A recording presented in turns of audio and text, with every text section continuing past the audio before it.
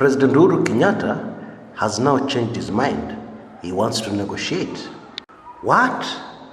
Indeed, this is very good news for very many Kenyans who feel that Kenya cannot go forward without negotiations. Negotiations are good, and these Kenyans believe that the minute the president sits down with the opposition, things can go back to normal in Kenya. I'm not that much of an optimist, because the ditch which Kenya has landed into right now, getting out will not be that easy. Still, it's true that negotiations are going to be a major breakthrough, towards sorting out this problem, towards getting Kenyans out of this deep rut, this deep ditch, so that the country can move forward. I don't want to burst anybody's bubble, but I believe it is always good to be realistic, especially for anybody trying to analyze politics. It is always good to stick very close to reality. Good intention, dreams, and even pipe dreams are okay. And vision is very important.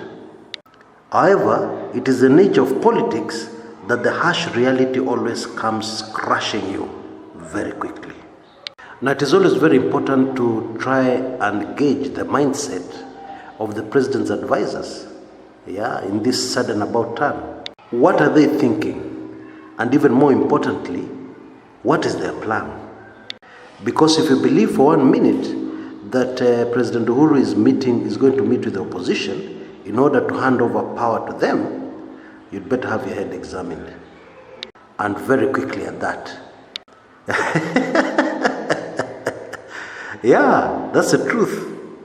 Now, going up today in Club 1999 is a sensitive information roundup or sensitive news roundup. And part of the items covered is the mindset of the president's most influential advisors. It is sensitive because this group of advisors are the ones most responsible for the mess that is in Kenya right now. These advisors continue to sink the country deeper into the crisis. The interests of these advisors are not the same as those of Kenyans or the Kenyan public. And they are, of course, untouchable. Some of them are very untouchable. Where? Jaribu taona. Don't even think about it. That sensitive news roundup is very fascinating and very sad. Of course, it's very easy to become a member of Club 1999. All you need to do is use that email address you see on your screens right now. You'll get an automated response giving you payment instructions. Half a year, 6 months membership costs only 1,999. That's why the club is called Club 1999. And we have members from every corner of the world. You can be a member from anywhere. Okay? So just act on that and get this information and a lot of other information. Anyway, let's proceed. It is important for us to ask ourselves a few questions and answer those questions in order to understand this latest about turn by President Uhuru. Because there have been other about turns in the past. You'll remember that the president has said in various speeches that he'll reach out to the opposition. That has never happened. Unless my understanding of the English language is a bit faulty, reaching out has not happened. And so this is the latest pledge to talk to the opposition.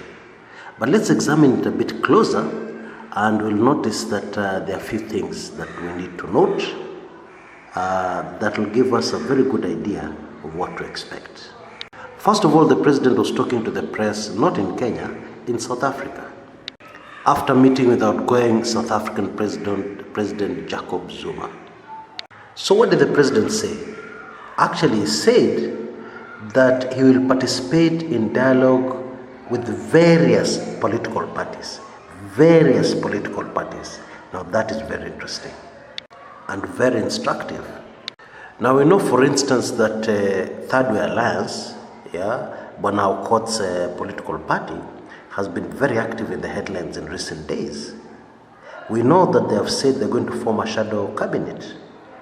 Now, in the repeat elections that took place on 26th October last year, we know that Bwana Okot got slightly over 20,000 votes. To be exact, 21,333 votes. Yeah? And he came in third. Very impressive. But the number of votes he got would probably not put an MCA in office in most parts of Kenya, in the vast majority wards in the Republic of Kenya. That is the truth. Anyway, the strategy seems that Bwana Okot will be involved in these negotiations. The president's statement also seems to suggest that he's not negotiating with any coalition. He's negotiating with individual political parties, because he said very clearly, various political parties. This reminds me of those negotiations in quotes that would take place between disgruntled students and the headmaster. This is really how the Jubilee High Command views the whole issue. If I've read this situation correctly, then it is easy to predict the results of these forthcoming negotiations. But there's a bigger and even more worrying issue here on the table right now. And it is the fact that the people of Kenya are now very closely supervising their leaders.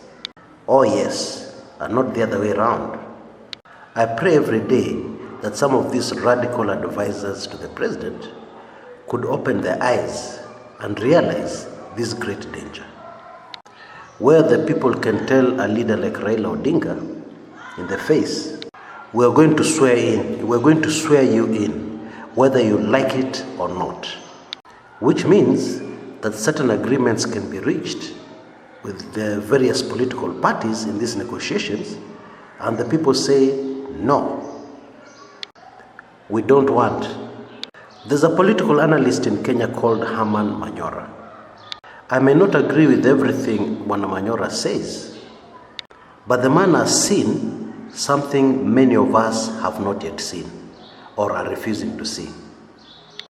He keeps on repeating that the big danger today in Kenya is that the people have taken over their leaders, that the people are now in a position of saying no. Where a leader says this, the people tell him no, we don't want to go in that direction. And because as an analyst, I'm on the ground, I'm talking to people, I'm not going to cocktail parties to get views. My views come from slums, from homes of ordinary Kenyans, yeah? And I can confirm what this political analyst is saying is absolutely true. Until next time, this is Kshs Kumekucha.